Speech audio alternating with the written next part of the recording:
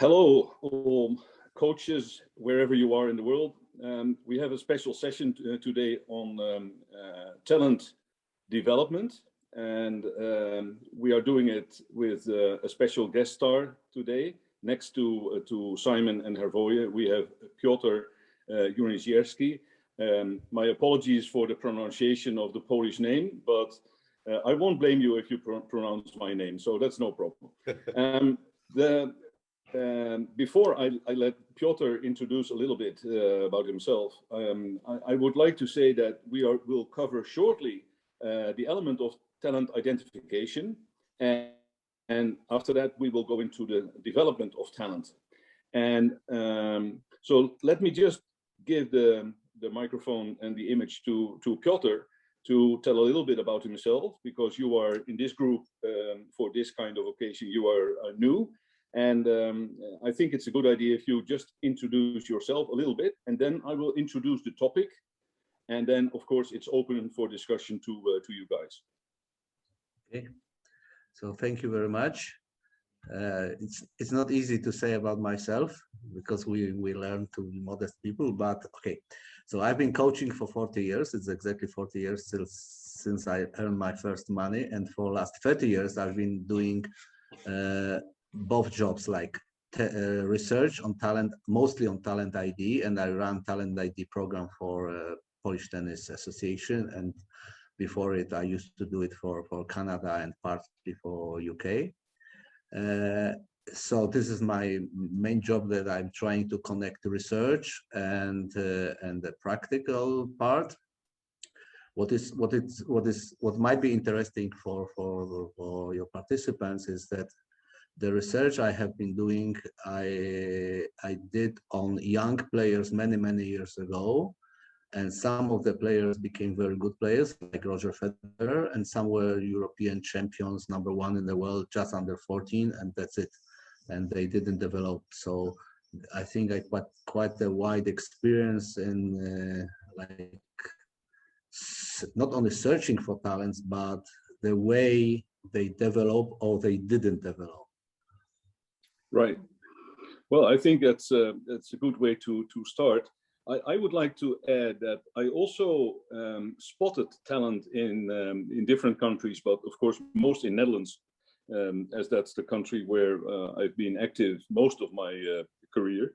And one of the most frustrating things is that I found talent, and I was really very positive on their potential, and those are players you've never heard of. And that's also one of the things that we should include, like, what are the things we're looking for, or what are the things that really get our interest? And sometimes that's very personal. And my point of view is that in the whole world, everywhere there is talent identification, even within a family. People who know nothing about sports, but they see that their kid is talented. We see structured talent identification. We see in tennis schools, academies, clubs, and sometimes you have those people who have, the German word is Fingerspitzengefühl, where they just have like the only one who will see it, and all the other ones don't see it. And very often they're right, but even more often they're wrong.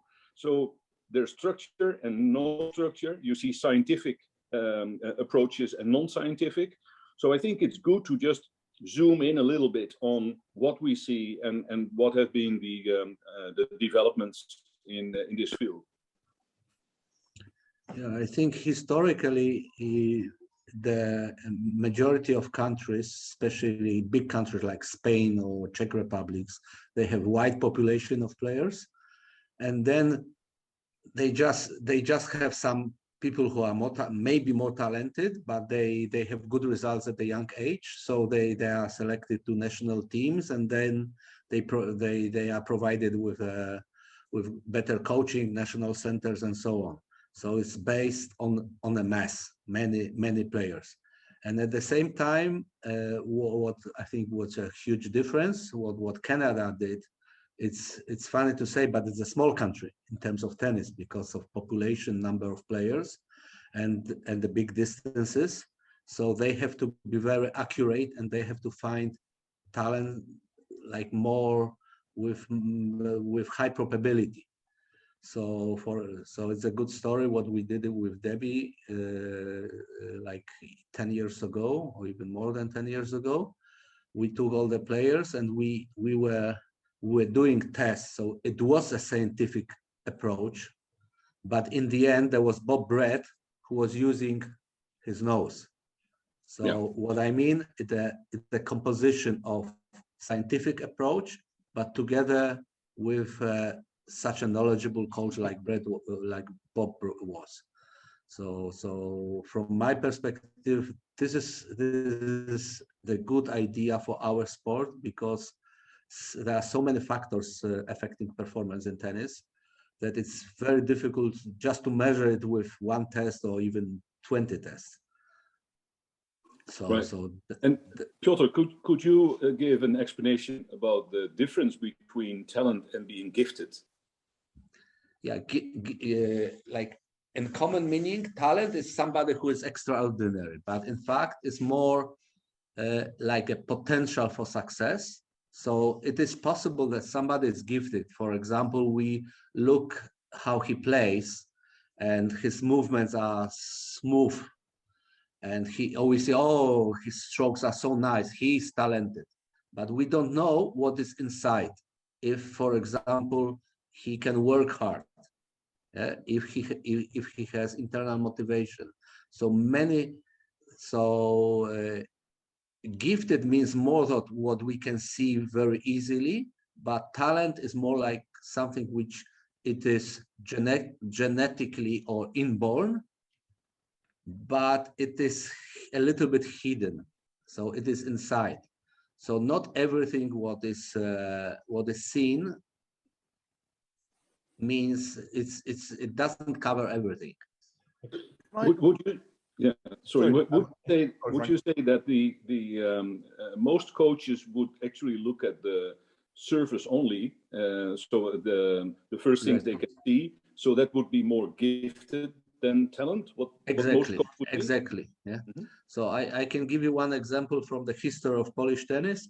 We have one guy whose strokes were like really like this, but he was working so hard, like 8 hours a day, so it's impossible like to understand it now. And after some years he became number one, and he was top 20 in the world for 20 years. Yeah, but nobody thought he was talented, but in fact he was talented, right? Because he had features which were inside, which are not obvious from the first sight, right, from the first look. Hrjove, I heard you react. Piotr, it's great to have your introduction.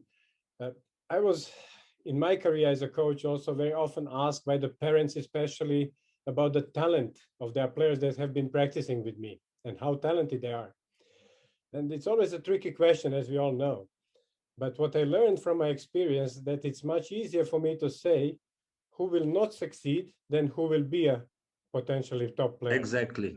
So that's actually perhaps something to turn actually a question around, because who will be the next number one? Nobody can know. But actually, when I think about the players that I was practicing with, it was pretty easy to say who will not succeed when we talk, let's say, ATP top 100 or even higher level, where really the money is and what people are interested in when they're asking about that being talented. What is your opinion about that? Yeah, you're absolutely right. It is much easier to say that, okay, somebody has, let's say, weak coordination. So we know that he will not learn to play tennis properly. Yeah, so this is much easier. Then even with all scientific methods, tests, and knowledgeable coaches, we can increase the probability of identifying talent, but we never know for sure. So that's why, for example, what we do now in Poland, we try to collect all players who can hit twice over the net, provide them proper path, good coaching, and wait. Because we don't know if number 30 in Poland will not be number one in the world in the future. Like Agnieszka Radwańska wasn't number one in Poland under 12. Janowicz, who was top 20 in the world, wasn't in the top 10 in Poland. Yeah. So none of our except Świątek, none of our stars was even top 10 in the under 12.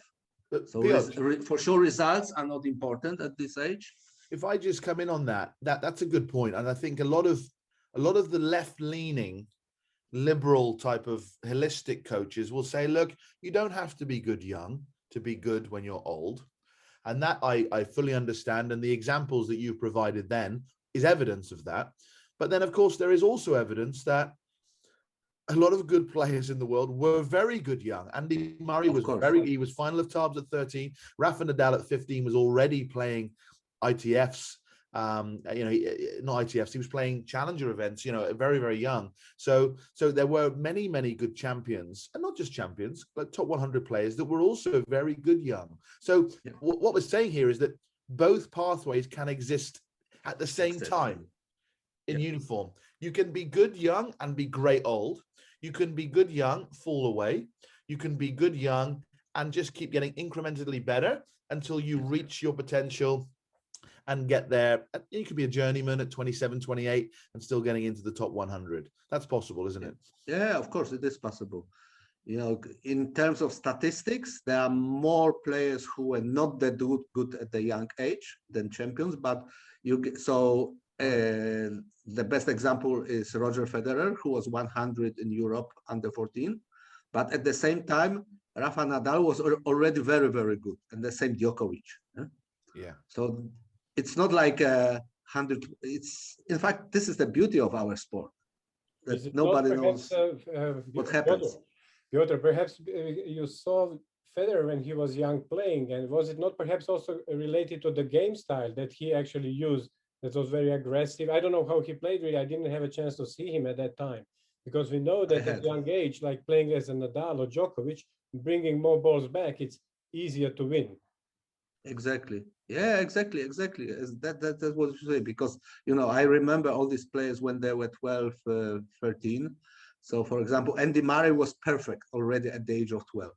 He was not winning much, but his skills, everybody saw that he can play, that he played wise. Just the game style was like too old for his age. So he was not winning because under 12 is enough to hit over the net. The same with Federer.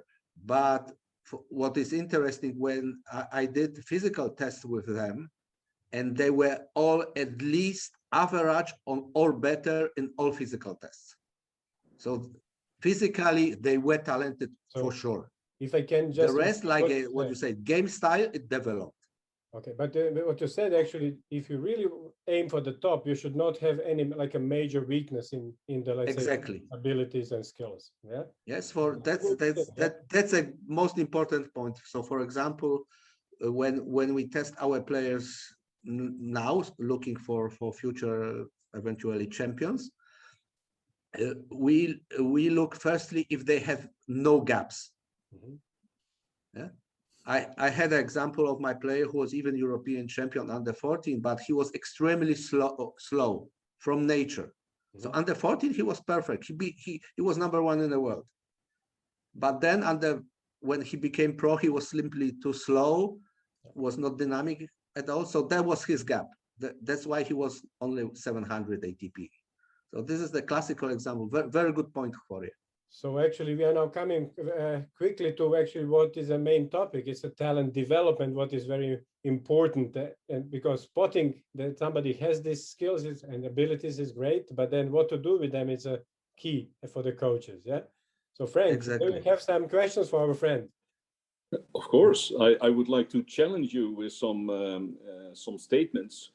And one of the things I've seen a lot, well, all over the world, is people try to find talents, and as soon as they've got them, then they do exactly the same as with all the other players. And when you see that approach, I would like to say that coaches do it just to make their own lives easier, and or for their own ego, because the player who is either gifted or talented will learn faster and then just have results. So as a coach, I'm doing great because it's good for my ego. How would you react to that? Absolutely, you are right. And that's why what many wise coaches do, even in the club situation, it's called regrouping. So they change groups all the time. If they see talented players, they put him, for example, to the better group, to older players, and they try to use different methods.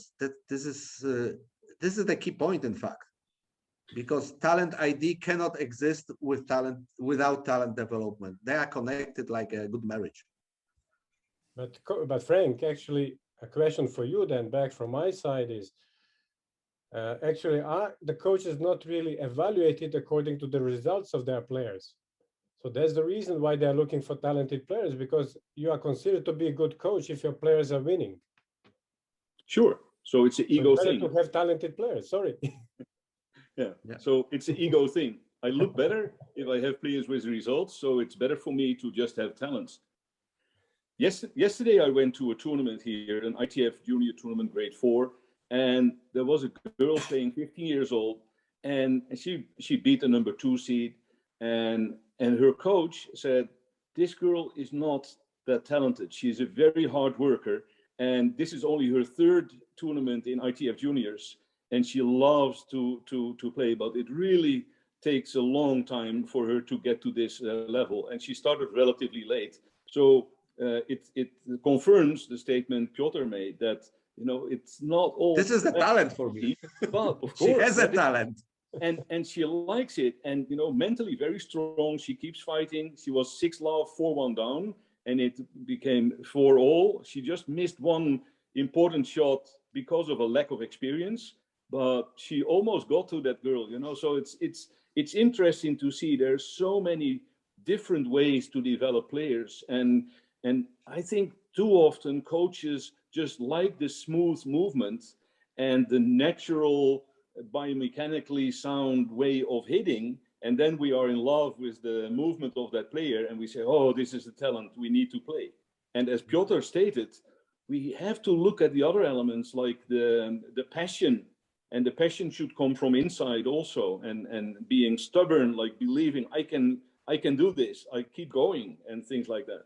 I think just to add on to that, I think what Piotr has brought our awareness to this morning is the fact that talent was often used as a word to define a very narrow bandwidth of what our eyes see. And actually what the research has suggested is that we need to measure talent in a much more broader way. And it's not just the physical tests that we need to do, but we do need to measure their rallying, attacking, and defensive skills. We do need to measure their mental capacity, their mental aptitude, their passion for the game, their ability to work hard. There are a lot of determining factors which play out into maximizing your potential in the sport. And it's not just your smooth fluidity forehand like Roger Federer with pure muscle relaxation. There's a lot more to talent than just their forehands and backhands. I think that's essentially what we've now grown to understand about this whole divisive topic of, are they talented or are they not? Because that's how people use the word. They use it in an absolute sense. You either are or you're not. And what we're saying is that talent is across a spectrum which is very wide and across many layers. It's a multivariate spectrum, and therefore the axis that you have to consider is much wider than perhaps we'd like to see. And because it goes back to that original debate, doesn't it? Is it nature or nurture? I remember my previous performance director at the Lawn Tennis Association, Peter Keane, and he was director of UK Sport, a very smart guy, one of the smartest thinkers of sport I'd ever seen. He was actually the coach years ago of Chris Boardman, the Olympic cyclist. And he said, you know what, Simon, the thing with talent is that, you know, I have chickens in my house and I feed the chickens exactly the same. They live in exactly the same environment, but some chickens lay bigger eggs than other chickens. And I can't explain it. Some chickens, they grow up exactly the same way. Because that's the problem with talent ID. It's almost redundant as a topic because you can't test tube everyone in exactly the same way. There are so many factors into where you come from, where you live, how tall, how small, how physical, coordinated, when you started playing, when you didn't. There are so many different things that can be different. But if you look at chickens that were born on the same day, grown up in the same way, fed the same way, with the same parents, some chickens lay bigger eggs. And why is that? So it goes back to your point, Piotr, that is there a genetic predisposition to be athletic, to be coordinated, to focus, to work hard? And that I haven't got to the bottom of yet. Yeah, in my research, we did kind of the factor analysis. It's it's a lot of science. I don't fully understand how it was done because statistics is not my strongest point. But what interesting, what was in the end, from 100 something factors we measure, some were more close to genetics and some more to development, like the level of coaches, parents, money at home, things like this. So the result was like that these genetical factors are a little bit more important than let's say society, environment, but they were not decisive. And in the end, there were like 20%, nobody knows. So some people call it factor X, something which you cannot explain. So it's exactly like with your eggs. Yeah? Yeah. So we can measure many things, but not everything. And what I learned from all these years of research and working with top players and talented and not talented, that the role of coach.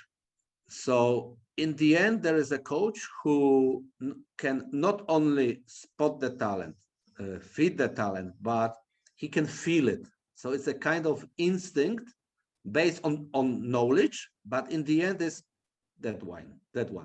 And that's what I learned from Bob Brett, because I still remember we have Denis Shapovalov, Felix Auger, and Bianca Andreescu, and there were 3 other guys which were on the same level.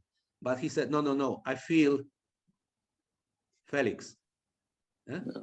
And from research, we couldn't distinguish them, that one of them was better or not. But Bob was able to feel it. And I always like those stories, and I admire the people who have this special gift of finding it. But the challenge is, we should be able to ask questions to those guys who have this specific good eye to find the talented guys. Like, what is it you see? Because if it's only like a feeling and they cannot explain, we can never use the principles, So exactly. actually think about what they see, what they're looking at, and teach us. For example, like the eyes of a player. Most coaches don't look at eyes, and I think the eyes are so important. Like, how do they spot the ball, see the opponents, and find solutions? And so the perception element is not very often tested. And I would really like to emphasize the experienced coaches to explain how they find this specific element that they fall for, that they say, oh yeah, this is the one I want to put my energy in. Yeah, because you are absolutely right. You are absolutely right in this. Because, but also Bob, and even now when we are working with some young ones, we can explain, okay, maybe his technique is not fluent, but his eyes, he can focus. He knows how to win. He makes proper tactical decisions. How can you measure tactical decision? It's impossible to measure. It's eye of the coach. Right. Yeah? So, but we can explain why. Okay. Shall we go to the next next statement, next principle? Sure. Yeah. When you think of player development handbooks, some countries have good handbooks to develop a player. Some have kind of recipes that they use for everyone. And when I thought of the famous stories of Brazilian football players who are normally technically very good, and how they learned it, it was on the beach and there was no coach and they just were self-taught. Think of Einstein, who was not that good in math, in mathematics. And well, he appeared to be quite brilliant. And there are many examples of people also in music who did not get a, let's say, fixed program, but became excellent specialists in their field that they apparently had the talent for. So one of the things that I've seen is that a lot of coaches use the same path they use for recreational players to develop talents, and the only thing that changes is they go faster and they will move them to another group, but they keep doing the same principles or keep doing the same exercises, give the same corrections as the not talented players. Do you agree that you see that also in other countries? Yes, less experienced coaches do this. Yeah, so they follow the same path for everyone. But when I observe really talented coaches, one of them is sitting close to me at the moment. She has 10 different players, but with the most talented one, she does something different. Because he has different needs. Right. So can I ask you, what is this different? That would be interesting. What is concretely this difference? So, okay, we use, of course, game-based approach, open, close, open.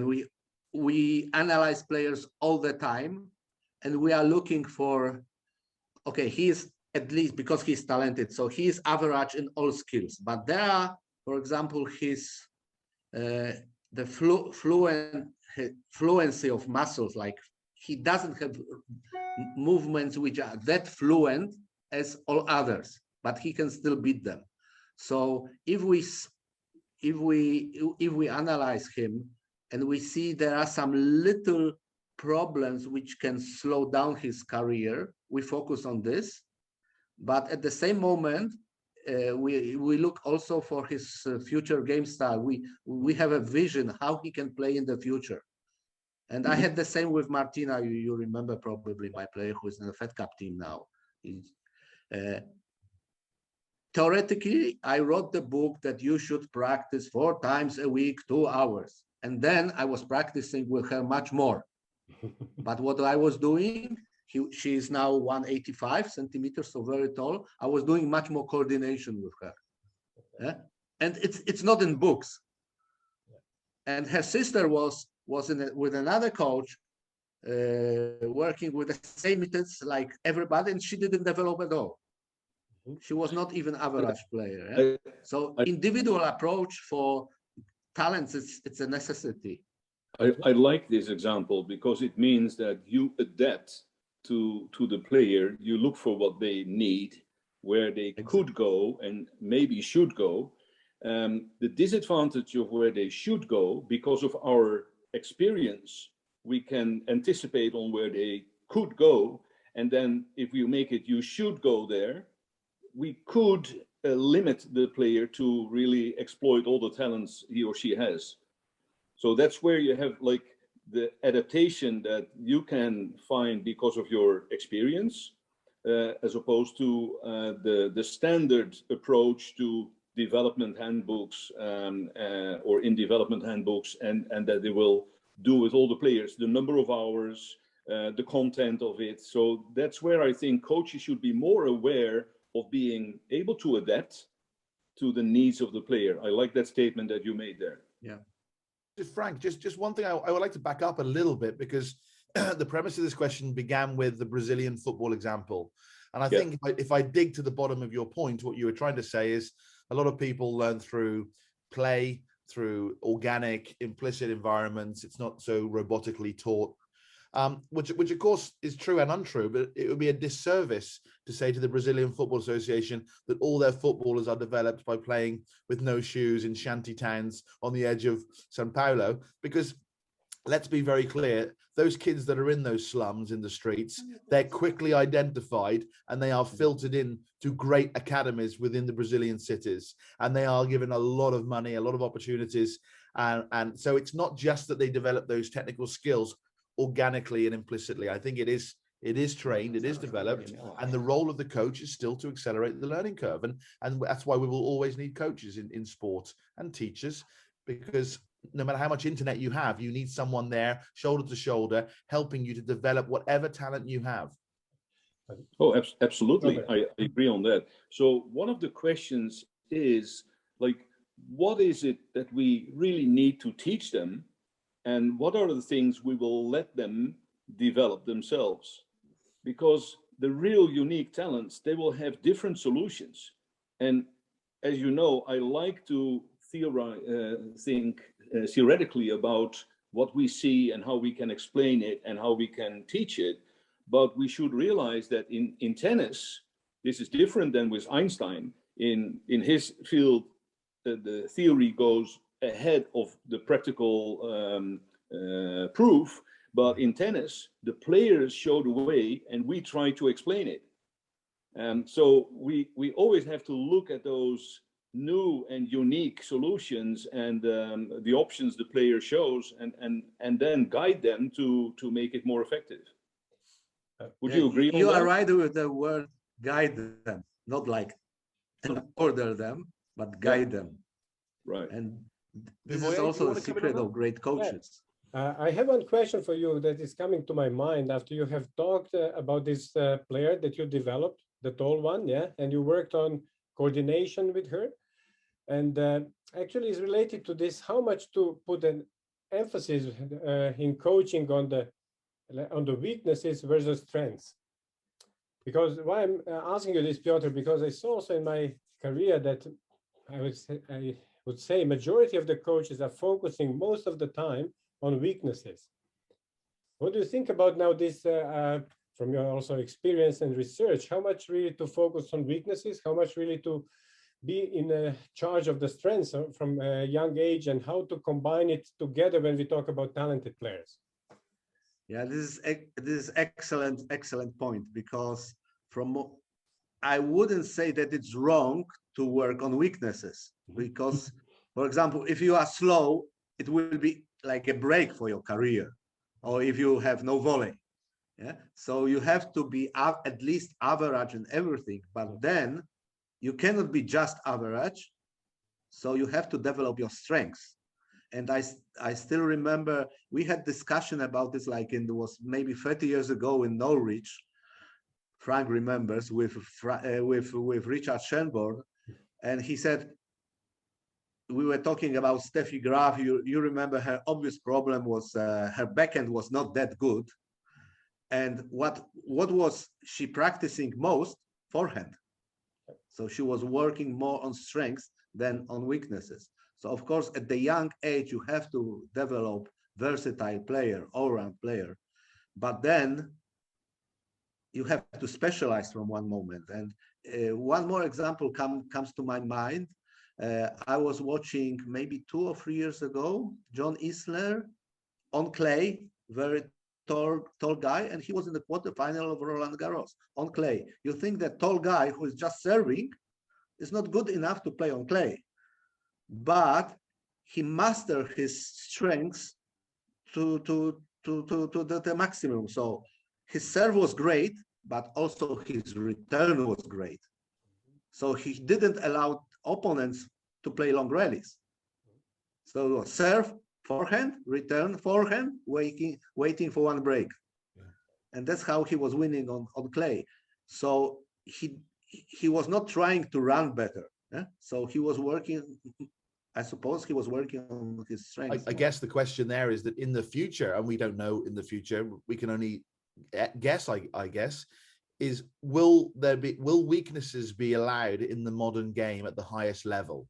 And that's an interesting question, because you're right, you can compensate in tennis by having a better serve if you don't move that well. You can compensate in tennis if your backhand, you can't. Greg Rudetsky was the same, right? Serve, volley, everything, chip charge, everything. He had no ground strokes, no backhand topspin. So, but he didn't need them. He got to 4 in the world, run up to the US Open, because he served and volleyed and had amazing serve and amazing volleys at midcourt and near the net. So you can compensate historically. Now, the question is, can you compensate in the future? Because the game is getting so physical, people will hurt your weaknesses, and therefore the message for the coach is to actually, no, you do need an all-round game where everything is even yes, better than average, Piotr, maybe better than average, because yes, a lot of people can be average, very few people can be great, right? Yeah, well, for example, with players which we are working on, okay, the word average is, let's say, it's not enough. Like in James Bond, the word is not enough. Well, not so enough.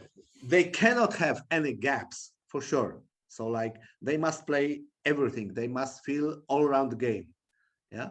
So before puberty, even now when they still, one of the group is still under 10, so they play with green ball, but they can play hot dogs, slam dunks, stop volleys. They can play everything at the age of 10.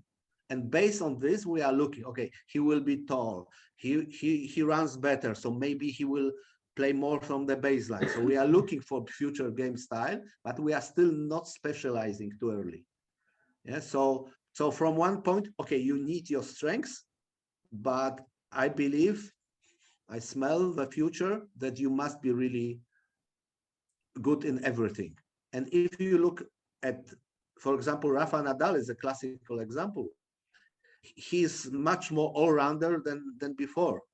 If we look at his statistics, they are very close to Roger Federer's statistics. Yeah. So he developed. He always says that I'm still learning new things. Yeah. Even at this age. I would like to add something on the working on the strong points or the weak points. So it's in let's say additional to what Piotr just said. At a young age, you should confront them with all kinds of things that they need in the game. So that can be done in of course, the tennis kids, courts, different colors, and you have to do everything. Later on, you will specialize, and when you are in a specialization phase, no one will become more confident by working on the weak spots. So you should also relate it to periodization, where next week is a big tournament, then work on the strength and work on confidence, make them sure they can hurt an opponent. If you would be working mostly on the things you're not good at, you won't have that confidence to actually have a good result. But when you have, after an injury and you need to build up, or there's a tournament only in 3 or 4 months from now, that gives you more time to also kind of compensate on those weaker points. Second principle, there's a difference for me between a missing shot, so something that doesn't make you the complete player, and something you're vulnerable at. So the fact that, for example, Rafa Nadal did not play a slice approach shot most of his career is not something that players could actually use, because they could not beat him because of that shot, let's say, missing. And so a shot missing, if the opponent cannot use it to beat you, is a different thing than something the opponent can exploit to beat you, because then it hurts you.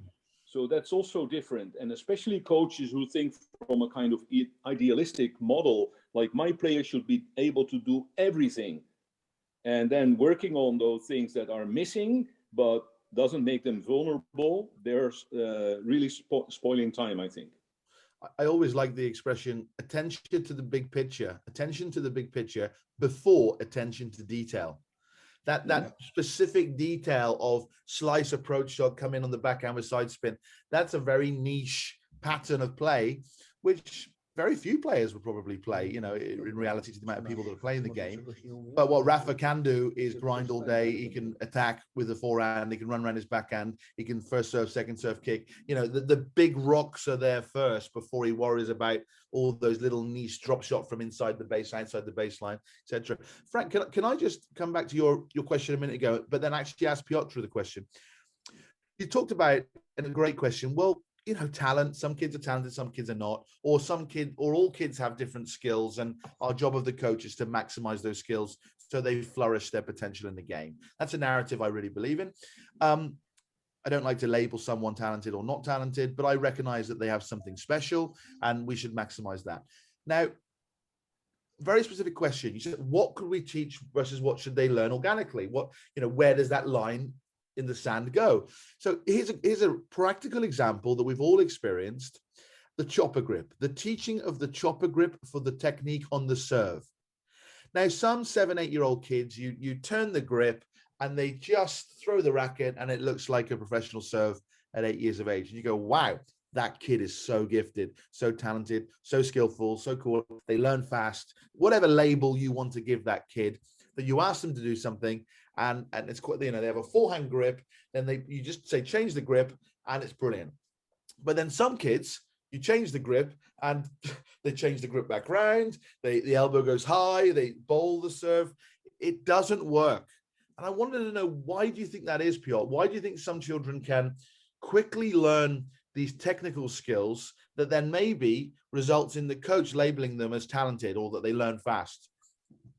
You know, learning fast is an important skill. And I remember Richard Sherman was talking about this already 30 or 40 years ago. So for sure, it's one of the signs of talent. That's sure. But there are also people who learn fast, but they forget fast. Oh, and some people learn slower, but it's more solid. So again, one of our players comes to our mind. It was really when we got him with the Western grip. It wasn't easy to improve the grip, but once it was done, his forehand became perfect. But it took a long time. But I also had players who were like learning very fast. They went to tournament, and after tournament they were like this. Right. So we had to teach them again. So it's not easy answer. It's very individual. But that, and again, going back to I'll push you on that point, that the boy that's 7 years of age that just picks up a racket and can serve top of grip, is that athleticism? Is that coordination? Is that just I think genetics? It looks like it is coordination. Of course, it's a theoretical question because we didn't see this boy. Right. But it looks like he's gifted. That's the point. He's gifted because he learns quickly. Then if he can use the serve tactically, that's the next point. Right. Because there are many people who are very fluent technically, but tactically they are awful. Yeah. And we remember Brad Gilbert, awful player with great tactics. Yes. But now I will be tough to you, Piotr, because you said it's coordination, but you're a scientist, and I know there are different factors of coordination. So what would be really specifically related to this learning skill, let's say like this, the kids that are really learning? Is it a rhythm? Is it a balance? You know what I mean with this? There can be different ways in which you can determine which element of coordination is then really responsible. Because this, I think, is actually Simon question that he would also like to hear about. Yeah, absolutely. Very difficult to answer. Very difficult. If you know, there are like in sports science, there are six factors of coordination.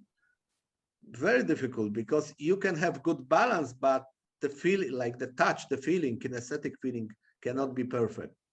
Yeah. So it's such a multi-factor sport that I think, honestly, I cannot answer this. There is not like receipt because it's so many combinations. I know you know it, Florian. No, I know, but I also wanted to take this opportunity to learn again. So from my experience, when I was looking at the players that were learning fast, I would say they have this kinesthetic sense for their body. They felt their movements, especially if something is not in front of your eyes. So that's I would say this one. And the second very important thing, especially by the young kids, young kids from 6 to 10, is how you call it? Help me, Simon. Is when you are tense. So it's a muscle tension. So feeling for there is another expression in English, I'm sure. Looseness. It's about looseness. Loose fluidity. How actually does the player feel their own muscle tension? The ones that are tensed and doesn't feel that, they are so difficult to be getting the. We have a player who has exceptional feeling. That touch is amazing, but he's so tense. So everything which is up, so his serve, smashes are not that good as regular forehands and backhands. And it's so difficult to improve because we know that he must improve this. It is his gap. It's like really he plays like this. And it's sometimes like 30% of practice, we work on this. To relax. And the progress is, let's say, at the moment still very, very limited. So the two elements. He's number one in his age group in Poland, but we know that it's something what he's missing. But important, from this experience that his touch, so one of the factors connected to coordination is perfect, another one is very weak. So it's not like that you are talented in everything. Of course. What I would like to add is that the two elements within coordination that we are talking about here is one point is differentiation within the body movement. So to be able to differentiate, to kind of unlock one body part from the other one so that you can have different variations there. And the other element is the element of adaptation. So the adaptation means that it's not a standard movement, but you can actually find solutions again. And again, what I've seen a lot is with, let's say, excellent coaches and excellent physical coaches who more have this philosophy of repeating the same thing all the time to become better, which is a totally different element than working on that adaptation element and the differentiation element. Yeah, Hrjove, thanks to you, you remember Professor Schoenhall. Yes. I mean, I think just as a summary to this point Differentiation around concept. learning is that it really fascinates me, that question, Frank, around, you know, what should we have to teach versus what should they learn? And a friend of mine said this to me once, and it always stuck with me as a really poignant point, that if you have to teach the players a lot of skills, then maybe they're not that good. Like, they should have some things naturally. They should be exposed. Don't get me wrong. How they're exposed to those learning of skills is another debate. Like, if they do a lot of play, a lot of Kenneth Bastians would be a massive advocate of multi-skills at a young age, exposure to lots of sports, a lot of deliberate play, where you develop an athletic child before you worry about teaching them advanced strokes. And I think we'd all probably be fans of that narrative as well. But if you're always having to change the technique and improve technique every lesson with every play on every skill and every stroke, then, and they don't bring anything naturally to the table, then I think it's going to be a difficult route for that player to maybe make it to the top ends of the game. And again, that's probably controversial, because the left-leaning purist people believe that anyone can make it if they want to. Anyone can make it. It's not controversial. It's true. It's true. It's true. Yeah. So let's take it to a next thing in related to your statement, Simon, is that talented people are, on average, or should be, authentic, because you will see unique solutions that people can only admire, and that's when they say, wow, this guy or girl is so talented.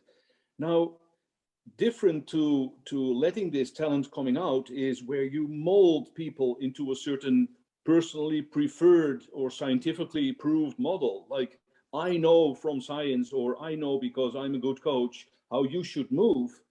And that means, this is related to your previous remark, that if I try to put something in based on my experience and my knowledge, maybe it's not allowing you to actually show what you have in you.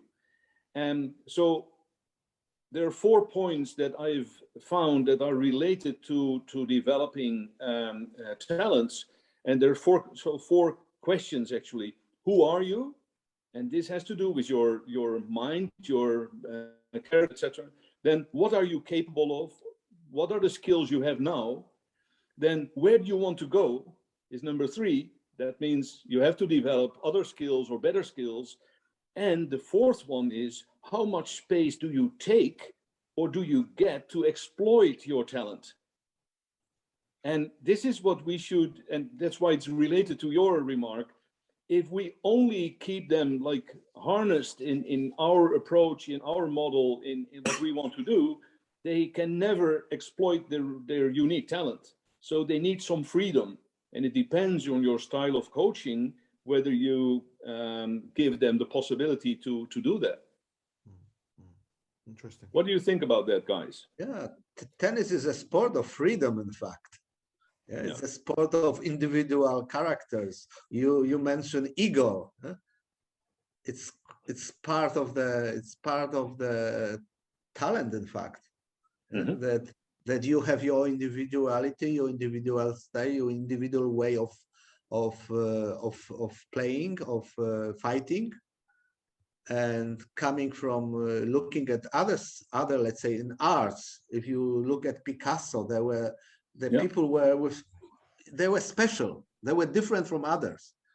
Maybe it's not so visible in tennis, but it exists that these people are unique. They are different from others, and this is Sure. also a definition of talent. They are different from others. You are not average. You know, even this strange behavior of Rafa Nadal with bottles and all these things. Yeah, it's a part of his individuality. Absolutely. Think of music also. You see it in jazz music, guys who go to places where no one has been before, you know, in the musical sense. And in sports, in football, you see those solutions. And so it's interesting. So do you guys agree on the fact that we should acknowledge or respect the authenticity of a talented player? Frank, Would you agree on that? I agree with you 100%. But for all three of you, I have one question. And that is because actually, what is the authenticity by the young players when we are identifying the talents? And actually, how to decide what to let them do in their own way and what to change? Like changing double-handed forehands by Monica Seles or some other top players would be obviously totally wrong. But changing from double-handed backhands, if I remember well, by Sampras, by Edbergs were great decisions. Now, I will give my own, let's say, part of the answer, and then would like to hear your opinions, obviously. One thing, of course, is effectiveness. If player is effective, if he makes points with something what is special. Second, when you talk about technique, it should be biomechanically sound that it doesn't lead to injury. That's obviously very important. If it leads to injury in 2 years, we have to step in because that will not lead him to fulfill his potentials. But also one thing is what I would call stubbornness. Because authentic people and really talented people are usually very stubborn and they stay behind. So I would, let's say, what I tried, I was testing these young players, how much they stay behind that when I was trying even to prevent or forbid something. And then actually you can see if it's really part of their, let's call it, personality. So what are your thoughts about it? Because for me, that was always a question, what to allow or what to, let's call it, correct, guide. For me, Frank, one of the things that what you're talking about authenticity is being your true self. And you know, I think Andy Murray is someone that exudes that. He's someone that I really believe brought that side spin drop shot back into the game. You know, not many players were really doing it that often. As a young kid, he loved hitting drop shots all day long. It would have been wrong for the coach to say, okay, stop that. That's tactically wrong. No, you're playing too many drop shots. You're bailing too early in the rally. That would be an example, a practical example of the coach preventing the players' authentic, innovative, creative adaptations to strokes and skills. Another example, a more modern example, Denis Shapovalov. He's really brought the single-handed backhand jump into the game again, because Gasquet didn't do that. Sampras didn't do that. Not on a single-hander on the backhand side. Forehand, they jump a bit more, but very few players will jump on the one-handed backhand, and he does it quite regularly. So that's another example of where the coach, if the coach would have said to him, no, don't do that. Stay on the ground, be stable, be balanced.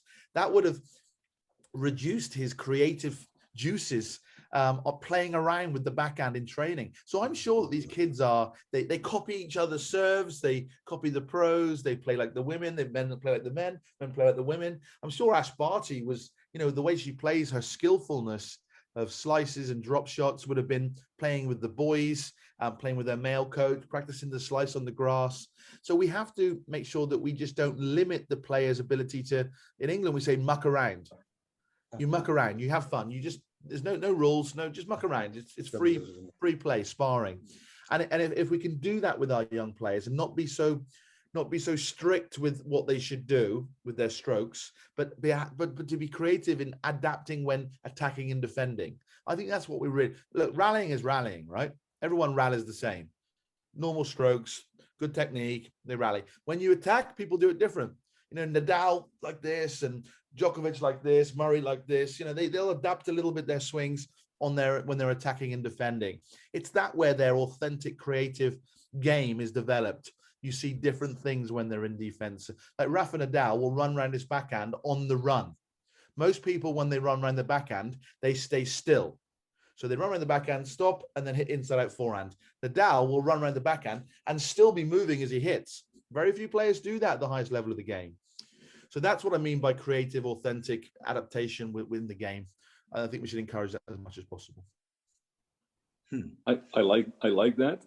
And in answering the question by Hrjove, I would say there are different approaches from coaches. Like the more traditional ones would teach movements. Yeah. And when I would kind of filter out what Simon just said, and I fully agree with that, is you teach skills and not movements. And it is about the quality of the skill, which means that as long as Shapovalov is jumping and hitting that single-handed backhand, and the shot is heavy enough, has enough quality so that the opponent cannot attack him from that, it's fine. And sometimes you see that even when the result is great, some coaches would still correct it because they don't like it. It is too dangerous to do it like that because the timing is difficult and jumping is, you need static balance and like feet on the ground and things. So all kind of principles are kind of abused to be right as a coach and to change the player. So in authenticity, it is important for me that you keep looking for unique solutions, give them the freedom. And I would like to refer to a statement by, well, a pretty clever guy, Albert Einstein. They still confirm things that he found out. He died in 1955, so 66 years ago, and he still has principles that they say, wow, he was good after all. You know, they disagreed with him, but actually it was good. Now, what he said is it's the supreme art of the teacher to awaken joy in creative expression. And of course, he was more in the theoretical field, but I like that principle. When you challenge the player, when you enjoy seeing them find solutions, you can really stay close to this authenticity. And of course, next to that, linked to Hrjove's question, you need to teach them a lot of different skills, but not with a kind of limiting approach to how it should be done, because that kills the creative side of those unique talents. That's my feeling, my strong feeling is that. Would you guys agree on that? Yeah, absolutely. $1,000,000%. Great summary. Something to hear from you, Piotr, on this topic for me, and then we can move on. What you were talking, it reminded me our friend Bruce Elliott with the term of range of acceptability. That okay, there is a core, biomechanical principles, but in the end, Rafa Nadal does it a little bit different way, but still, let's say, a healthy way. Yeah. At the same in coaching, there are some standards, but in the end, it is what we call art of coaching. But this art is not based on totally like something abstractable. I don't know, but it's based on science. So you have knowledge, but in the end, you can adopt. At the same, talented player has basic skills. He hits in front with proper grip, etc., etc. But in the end, Dennis or Rafa or somebody else can do it a little bit different, but it's still within, let's say, range of acceptability. Let's say like this. Good point, Piotr. Because what those? I mean, look, how many coaches would have changed Goran Ivanisevic's start position on his serve? You know, he always had that funny little a little bit open, a little bit semi-open stance. Yeah. I mean, there would be many coaches that would, in Great Britain alone, that would be well, that doesn't meet my ideal model of what it should look like. Therefore, we need to change the model, start more conventionally, you know, feet towards the net post, racket and ball together. But we have to be careful changing the idiosyncratic individualization of of the things that don't matter actually sometimes as well. The way they walk. But biomechanically, his serve was very good. Was amazing. I mean, It's a matter. It's also a matter of knowledge of the coach, not like my own model, which is probably, let's say, too narrow. Yeah, their knowledge is based around the stylistic features versus the biomechanical fundamentals. But guys, actually, this also discussion leads me to one other question. Does actually we don't need also authentic coaches to develop authentic players? We talk about coach education a little bit before in our previous conversations, but I reflect on that. And do we really then prepare? And also Piotr is coach educator. So do we really then develop the right coaches if we want to have authentic players?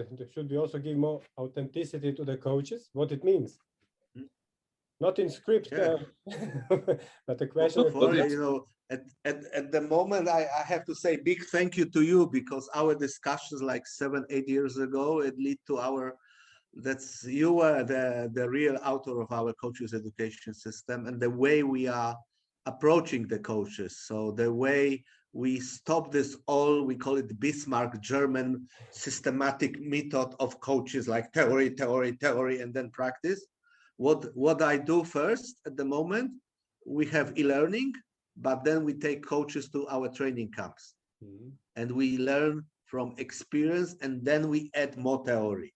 So it's a little bit open, close, open all the time. Yeah, practice, theory, practice, but we start from a lot from case studies. Okay, we have this little Goran. What would you do? Don't change because biomechanically it might be okay. Maybe you guys can remember in one of my presentations many years ago, I used a very funny clip that is by two comedians from Great Britain, and it is with the football coach. And there's the assistant, or the apprentice, and whatever the coach is doing, he's just copying it. Has no idea what he's doing, but he's copying it, and it's hilarious. It's really a funny stage scene. Of course, it's a sketch, but I've used that a lot to also show, and this confirms what Hrjove just stated. You need to be authentic yourself. You need to be coaching from your heart. You cannot use the philosophy from another person to be successful. You cannot copy the unique guy like Nick Bollettieri, who is obviously the guy who had most successful players in whatever way he did it. You cannot copy that. It's impossible. You can learn from it. And I think that being authentic as a coach is important, but we should also be adaptive to those real talents. And so that comes back to this starting this topic, is that we need to really be able to look at the player we're working with and make sure that their development is not hindered by us, but that we actually accelerate their learning process. Frank, I just found your video. If you wish that we share this video with with the audience, Frank, what do you think? I think it would be really funny. Okay, really... I will share it.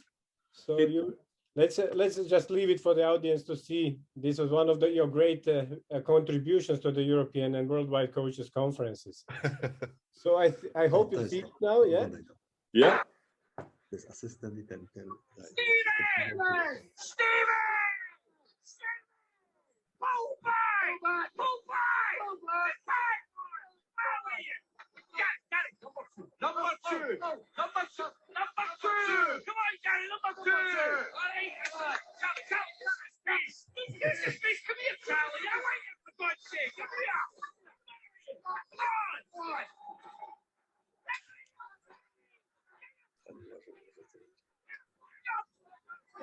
I will stop it here. I believe it's enough for sharing the idea, yeah? And we can move on, yeah? You are incredible that you found it so quickly. And the funny thing is, especially when the coach is changing a player, he just grabs a player. It happens to be the goalkeeper, and he just wants to change that guy also. So this is like someone who is copying and has no clue what he's doing. And I always challenge coaches in my coaches education to become their own personality as a coach, and they should make sure they're effective with players they work with. You cannot copy the successful coach by just pretending to be him.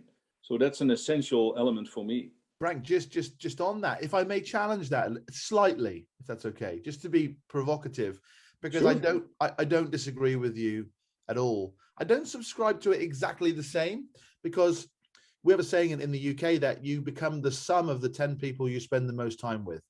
Sure. And it's like, you know, I am a little bit my mum, and I'm a little bit my dad, and I'm a little bit my partner, and I'm a little bit Louis, because I spent 14 years shoulder to shoulder with Louis Kerr at the LTA. And if anybody watches me present, watches me coach, there will be bits of what I say, a lot of what I say and do, that you could say, well, I could see Louis doing that. But of course, that is the evolution of life. You do become what your environment is shaped you to be like. And you know, you'll start saying things that your parents used to say to you.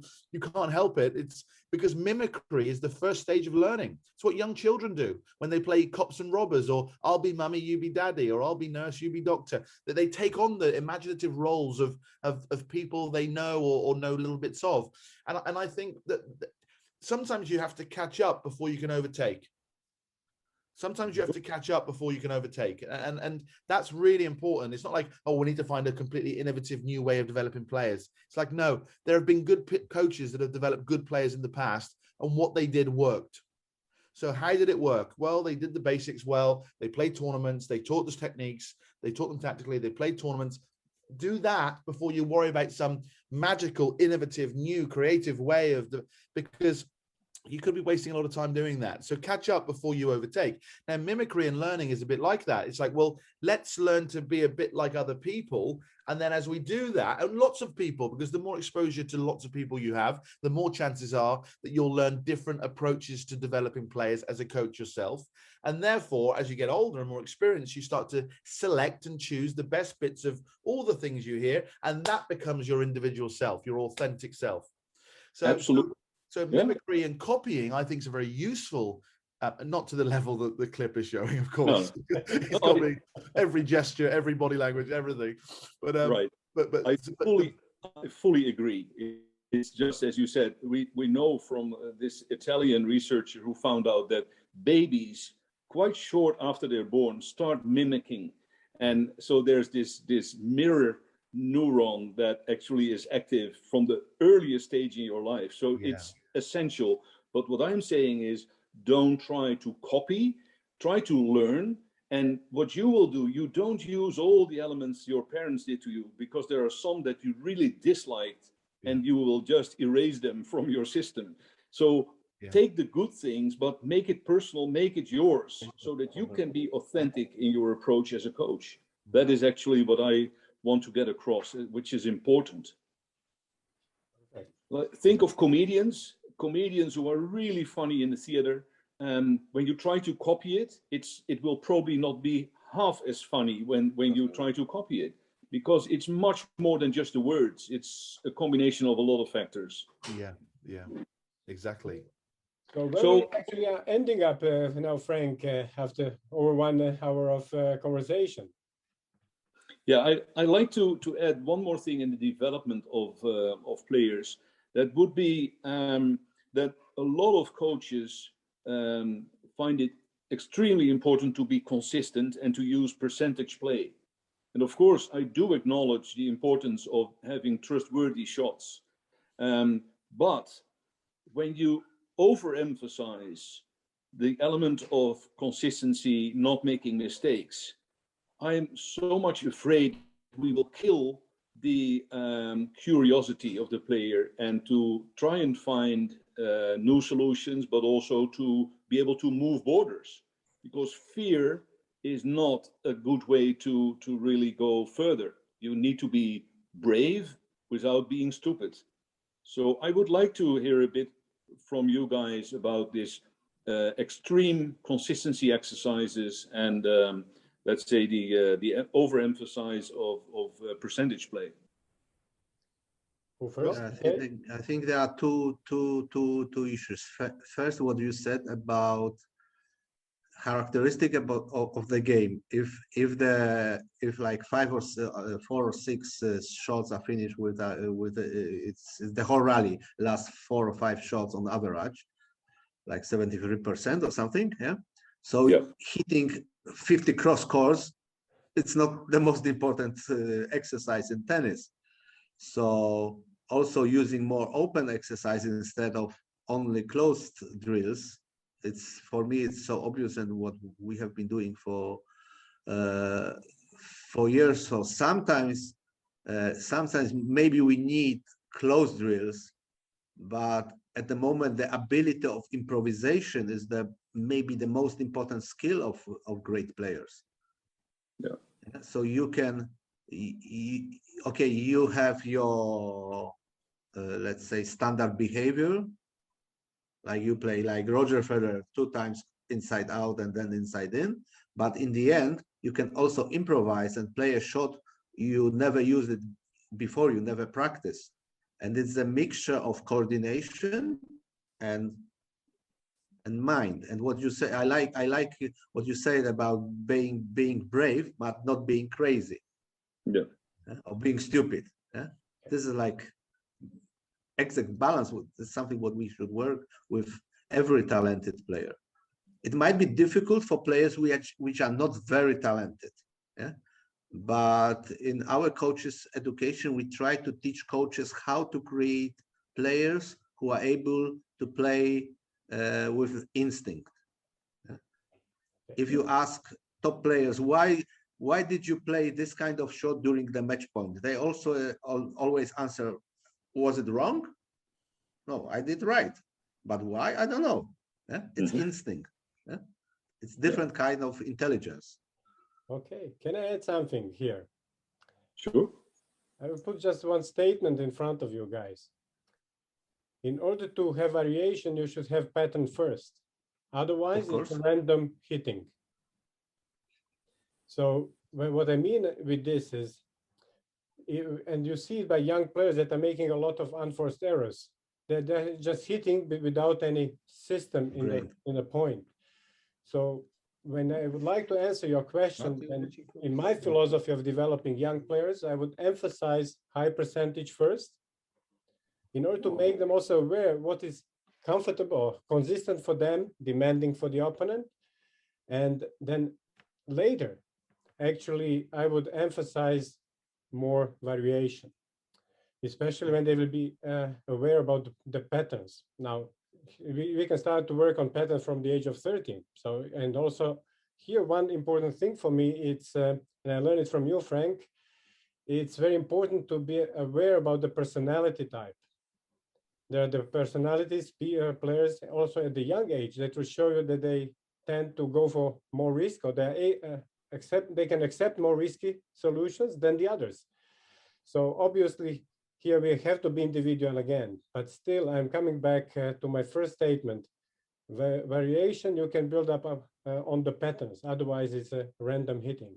So, okay. Yeah, I would agree on about 90% of what you say there, because I would certainly urge to develop trustworthy shots.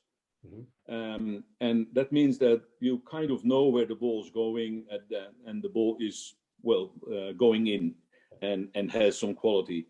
I'm a little bit afraid of patterns, even though I do acknowledge the preferred patterns players have, but patterns can also be a limiting thing, especially limiting when players see more than other players. So they see that the court is not covered and they find a solution to do that. And a pattern could then be limiting, although, of course, I will acknowledge the fact that it can be in junior tennis very effective to play a certain pattern. Don't take too much risk because all the kids will make mistakes and you will win a lot.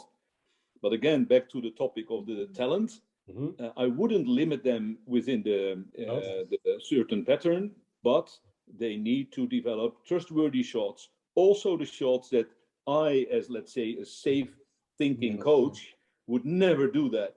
And my coach would have killed me if I did that. So that's what I teach, is a different approach than allowing my player to explore the safety of his shots or the adventurous shots that he would like to do, and make him aware of that, so that he should reflect on that and learn from it.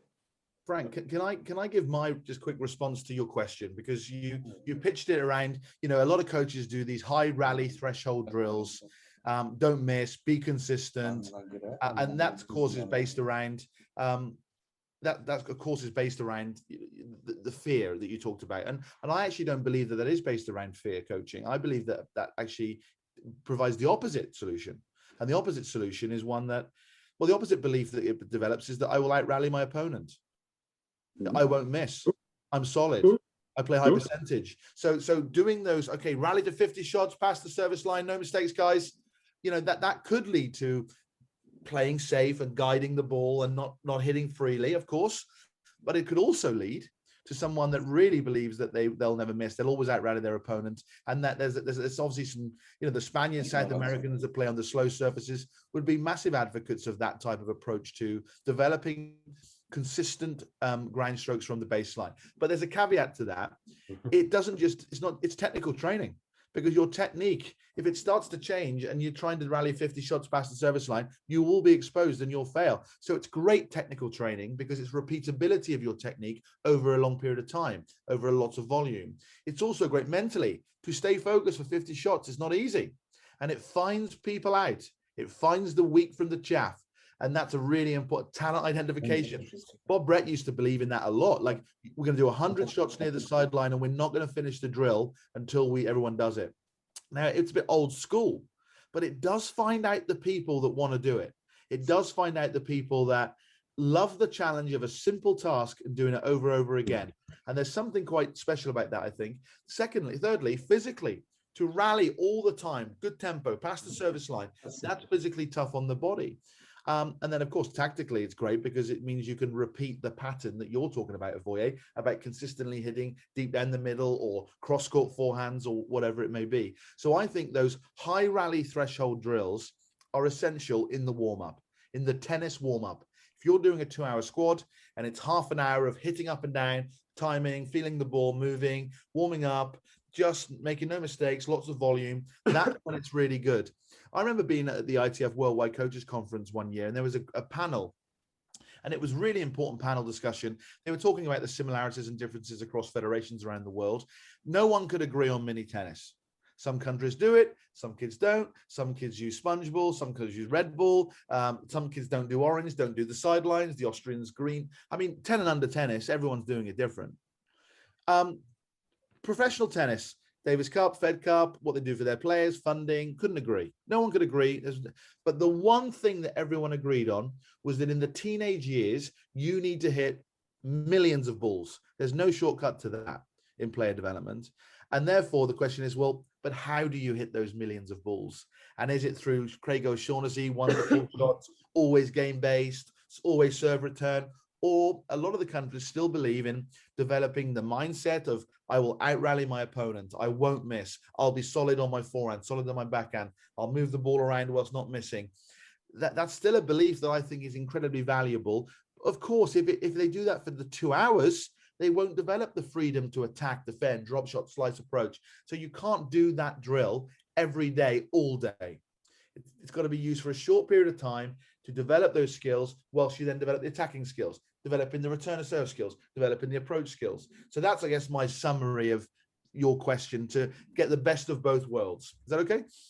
Yeah, and of course, as a short reaction to that, we need to be goal-oriented. And the way you explain it, it's excellent because it has a direction, like, where do I want to go? But again, using one of the statements by Einstein, he gave the definition for insanity is keep doing the same and expecting different results. Yeah. So within the principle of consistency, I would always urge players to add some quality to the shot.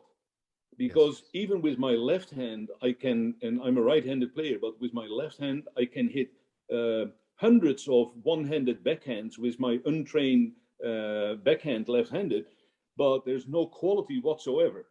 So repeating the same thing without adding quality to it, that I don't believe in, not at all. Yeah, in skill acquisition, they call it repetition without repetition.